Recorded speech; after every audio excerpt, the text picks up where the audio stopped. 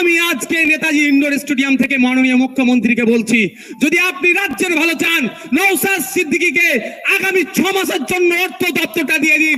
রাজ্যের অর্থনৈতিক অবস্থা আমি পরিবর্তন করে দেখিয়ে দেবো। নির্দ্বিধায় বলছি, যদি অর্থনৈতিক দুরবস্থা পরিবর্তন না করতে পারি, রাজনীতি করাই আমি ছেড়ে দেবো।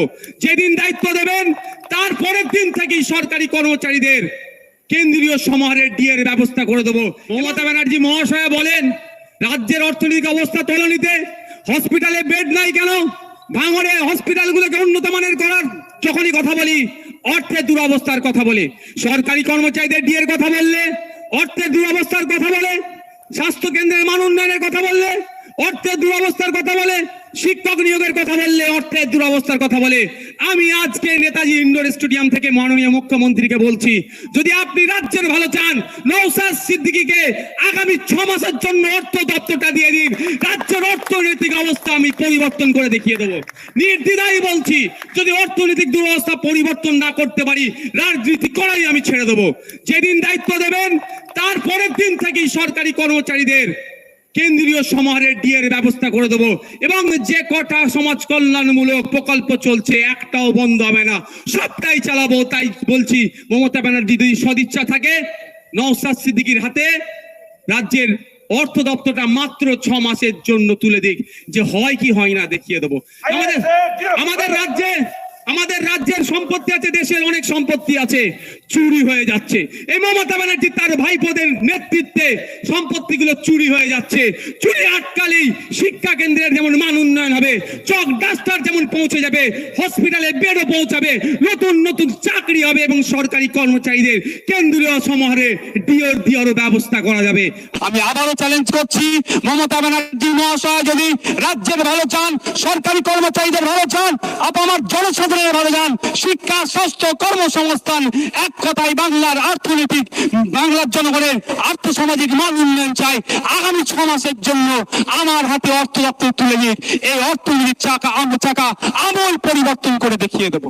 আইএসএফ কে আটকানোর জন্য যে তৎপরতা মমতা ব্যানার্জি করছেন, তার ভাইপোর নেতৃত্বে হচ্ছে, সেই তৎপরতার সাথে যদি বাংলায় 100 দিনের কাজের যারা করেছেন তাদের টাকার যদি আনার ব্যবস্থা করত, তাহলে আমি এই মঞ্চ থেকে তাকে ধন্যবাদ জানাতাম। আমরা ভুলে যাচ্ছি না, সংবিধানের 131 নম্বর ধারায় উল্লেখ আছে, রাজ্য এবং ইউনিয়নের সাথে, স্টেট এবং ইউনিয়নের সাথে কোনো বিষয় যদি মতান্তর দেখা যায় 131 নম্বর ধারা অনুযায়ী সুপ্রিম কোর্টে যেতে পারে। কিন্তু আমরা কি দেখছি, শুধু নাটক হচ্ছে। রাজ্যপাল ভবনের সামনে 144 ধারাকে উপেক্ষা করে সেখানে মিছিল, সেখানে মিটিং, সেখানে অবস্থান করে, সেখানে মাইক লাগিয়ে প্রতিবাদ করতে পারছে, কিন্তু সংবিধানের 131 নম্বর ধারাকে সামনে রেখে কেসে যেতে পারছে না, আইনের দ্বারস্থ হচ্ছে না। আবার উপরন্ত কি দেখছি, একটা রাজনৈতিক দলের মিটিং মিছিলকে আটকানোর জন্য এজিজ স্যারের মতো গুরুত্বপূর্ণ পোস্টকে তাদেরকে কাজে লাগানো হচ্ছে। আসল গুড়াই তো গলত। 100 দিনের কাজের টাকা কিভাবে আইনের মাধ্যমে চাইতে যাবে? প্রায় 14.5 লক্ষ ফেক জব কার্ড এরা বানিয়েছে। কাদের নেতৃত্ব হয়েছে? তৃণমূলের নেতৃত্বে হয়েছে।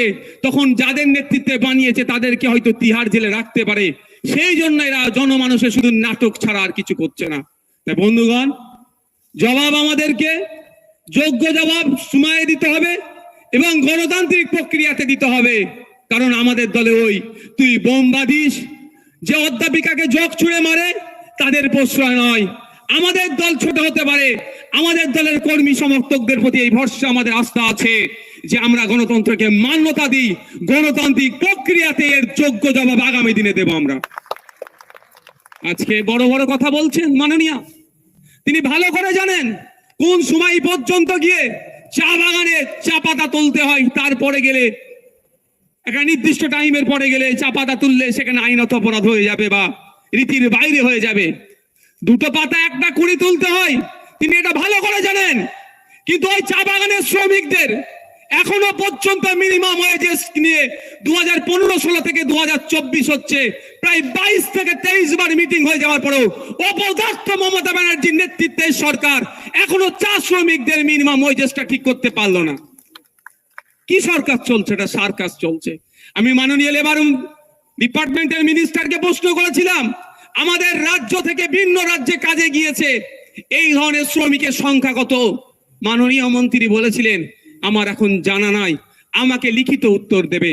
কিন্তু দুঃখের বিষয়, বছর পার হয়ে যাচ্ছে, নতুন বছরে পদার্পণ করলাম, এখনো পর্যন্ত কোনো লিখিত উত্তর পেলাম না।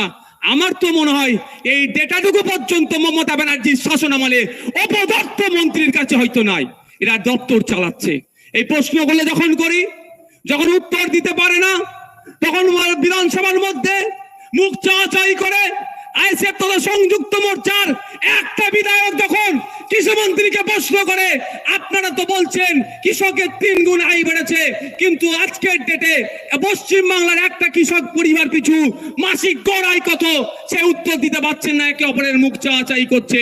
বাইরে বেরিয়ে আইএসএফ এর মুখ কিভাবে বন্ধ করা যায় তার জন্য যত অপচেষ্টা আছে চালিয়ে যাচ্ছে। প্রশ্ন করি আমরা বিধানসভার মধ্যে, আমরা কোনো সেলফি তুলতে যাইনি, কারো ছবি দেখে বিধানসভার মধ্যে যায়নি, কারো অনুপ্রেরণা নিয়ে বিধানসভার মধ্যে যায়নি, ভাঙড়ের মানুষের ভোট পেয়ে তাদের দোয়া আশীর্বাদ নিয়ে বিধানসভার মধ্যে গিয়েছি। আজকে আমাদের রাজ্যের বিধানসভা দেওয়া তথ্য, কৃষিমন্ত্রীর দেওয়া তথ্য, 70% মানুষ কৃষি কাজের সাথে যুক্ত। আর প্রায় 1 কোটির উপরে 1 লক্ষ হেক্টর বিঘের কৃষি জমি আছে বলছেন, ঘোষণা করছেন। গতকাল কয়েকদিন আগে বিধানসভা এভিডেন্স ছিল, এক আইএস অফিসার এসেছিলেন, তাকেও আমি প্রশ্ন করলাম যে কৃষকদের গড় আয় কত, তারাও মুখ চাওয়াচাই করছে। সামান্য একটা ছোট্ট ছেলে, স্বল্প বয়সী ছেলে আইএস অফিসারের যদি ঘাম বার করে নেয়, তাহলে স্বাভাবিকভাবে অনেকে রিকশা হচ্ছে। কিন্তু আমি বলি, আমরা এই কথা বলছি বলে, মানুষের অধিকার নিয়ে কথা বলছি বলে, পরিযায়ী শ্রমিকের কথা বলছি বলে, জল জমি জঙ্গলের অধিকারের, স্বাভাবিক অধিকারের কথা বলছি বলে, হাতির হানায় প্রতিনিয়ত দেখছি মানুষ মারা যাচ্ছে। সেই প্রশ্ন যখন বিধানসভার মধ্যে করছি, মাননীয় অপদার্থ মন্ত্রী এখন জেলের হাওয়া খাচ্ছে। আমরা প্রশ্ন করেছিলাম যে বিগত দিনে হাতি তো এত লোকালয়ে আসে না, এখন কেন হাতি চলে আসছে, হাতি রোধের জন্য কি ব্যবস্থা গ্রহণ করছেন? অপদার্থ মন্ত্রী এখন জেলের হাওয়া খাচ্ছে। তিনি বলেছিলেন, আমাদের উত্তর দিয়েছিলেন, হাতিকে নাকি জঙ্গলের খাবার আর ভালো লাগছে না, লোকালয়ের খাবার ভালো লাগছে। ভাবতে পেরেছেন? কিন্তু একবারের জন্য বললো না, তার দলের দামাল ভাই ভাইপোদের অত্যাচারে জঙ্গল কেটে সাফ করে দিচ্ছে, সেখানে রিসর্ট বানাচ্ছে, আমোদ প্রমোদের জায়গা করছে, ফলে হাতির খাবার কমে যাওয়ার ফলে লোকালয় আসছে আর গ্রামের সাধারণ মানুষ ক্ষতিগ্রস্ত হচ্ছে, মারা যাচ্ছে। কথা একবারের জন্য বললেন না। মাননীয়া যখন যেটা ইচ্ছা হয়, ঘুম থেকে যেটা ইচ্ছা হয় বলে দেয়, কিন্তু কতটা সায়েন্টিফিক তিনি হয়তো জানেন না, তার পাশে যারা থাকে জানি না তাকে কিভাবে গাইড করে। যদি আমাদের এখানে লক্ষ্মীদাকে সাথে নিত, অন্তত কিছু ভালো গাইড করতেন, যে জল জমি জঙ্গলের অধিকারটা বুঝিয়ে দিতেন, সেটাও তো নেবে না। কিভাবে নেবে? দলে জয়েন করো, বুদ্ধি নেওয়ার জন্য নেবে না। তিনি বললেন হাতির হানায় মারা গেলে পরিবার পিছু চাকরি পাবে। আমি প্রশ্ন করেছিলাম, নির্দিষ্ট সময় দিয়ে একটা প্রশ্ন করেছিলাম, এই সময়ের মধ্যে কতজন মারা গিয়েছে বিধানসভার মধ্যে, আর কতজন সরকারি চাকরি পেয়েছে। কিন্তু দুঃখের বিষয়, মাননীয় ঘোষণা করে দিয়েছেন, কিন্তু চাকরির সংখ্যা, যে সংখ্যায় মারা গিয়েছে সেই সংখ্যা এখনো চাকরি দেয়নি। যখনই বলা হচ্ছে কবে হবে, একটা সুন্দর এরা বাক্য এদের মুখস্থ করে রেখে দিয়েছে যে প্রসেসে আছে, হয়ে যাবে। এটা 2011 সালের পর থেকে এই প্রসেসে আছে, হয়ে যাবে। বিভিন্ন বিষয়গুলো দেখছি আজও হয়ে যাচ্ছে। তাই বন্ধুগণ, আমরা মানুষের অধিকার নিয়ে কথা বলি, এই মানুষের অধিকার নিয়ে কথা বলার জন্যই আমাদের প্রতি এত অত্যাচার নেমে আসছে। বিজেপি সারা রাজ্যে সভা সমাবেশ করছে, সেই অর্থে তাদের বিরোধিতা করতে দেখতে পাচ্ছি না। সিপিএম করছে, কংগ্রেস করছে, বিভিন্ন রাজনৈতিক দল করছে, আজকে সিউসিআই করছে, তাই সেই অর্থে কারো বিরোধিতা দেখতে পাচ্ছি না। আর আইএসএফ করলেই যত বিরোধিতা হচ্ছে। তবে একটা জিনিস মাননীয় নিজে এস্টাবলিশ করে দিচ্ছে, এই রাজ্যে মাননীয়ার যে অপকর্ম, যে তার দলের চুরি দুর্নীতির বিরুদ্ধে সব থেকে বেশি সোচ্চার হচ্ছে যে রাজনৈতিক দল, বিধানসভার মধ্যে বিধানসভার বাইরে, সেটাই হচ্ছে আইএসএফ। নাহলে এসইসিআই, আমার কাছে ডেটা আছে, কলকাতা পুলিশের ম্যারাথন হওয়ার কথা বলেছিল, যে রুটের কথা বলেছে সেখানে আর অ্যাভিনিউ এর কথা বলা আছে। আবার আমাদেরকে যে রিভিউজ বা ডিনাই লেটার দিয়েছে সেখানে উল্লেখ করছে আর অ্যাভিনিউতে এসইউসিআই প্রোগ্রাম করছে। আমরা তো আর অ্যাভিনিউ থেকে অনেকটা দূরে ছিলাম, এর থেকে প্রমাণিত হয়ে যাচ্ছে। বাংলার মানুষকে বলবো, আইএসএফ এর কর্মকাণ্ডকে দেখুন। ওই কাগে কান নিয়ে চলে গেছে বলে কাগের দিকে তাকাবার প্রয়োজন নয়। আপনার কানটা দেখুন, এরা সুকৌশলে পাড়াতে পাড়াতে বুতে বুতে আইএসএফ এর নামে মিথ্যাচার করছে। যেমন আপনারা সেটা সত্যটা যাচাই করার চেষ্টা করুন। আবারও চ্যালেঞ্জ করছি, মমতা ব্যানার্জি মহাশয় যদি রাজ্যের ভালো চান, সরকারি কর্মচারীদের ভালো চান, আমার জনসাধারণের ভালো চান, শিক্ষা, স্বাস্থ্য, কর্মসংস্থান, এক কথায় বাংলার অর্থনৈতিক, বাংলার জনগণের আর্থসামাজিক মান উন্নয়ন চাই, আগামী 6 মাসের জন্য আমার হাতে অর্থ দপ্তর তুলে দিয়ে এই অর্থনীতির চাকা আমূল পরিবর্তন করে দেখিয়ে দেব। ধন্যবাদ, সকলে ভালো থাকবেন। কর্মী বন্ধুদেরকে বলবো, আপনারাই আমাদের আবেগ, আপনাদেরকে আমরা উপেক্ষা করতে পারি না, কে আসবে কে যাবে, সেই জন্য আমরা স্বল্প গুটি কয়েক মানুষকে নিয়ে প্রোগ্রাম করেছি।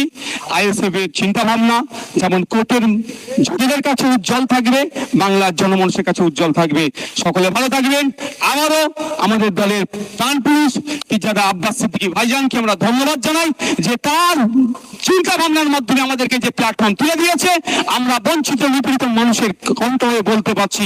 ধন্যবাদ, সকলে ভালো থাকবেন, সুস্থ থাকবেন। इनकलाब इनकलाब इनकलाबी जिंदाबाद, आईएसएफ जिंदाबाद, पिजादा अब्बास सिद्दीकी भाईजान जिंदाबाद, बड़े भाईजान जिंदाबाद, पिया नासिर सिद्दीकी भाईजान जिंदाबाद, आईएसएफ जिंदाबाद। আমরা কোর্টের নির্ধারিত অনুযায়ী সময় অনুযায়ী 4:30 হয়নি, 4:29 আমাদের প্রোগ্রাম শেষ করলাম। মিডিয়া বন্ধু যারা আছেন তাদেরকে অনুরোধ করবো, আমরা ধীরে স্থিরভাবে আসুন, আমরা সবাই গাইড দেবো।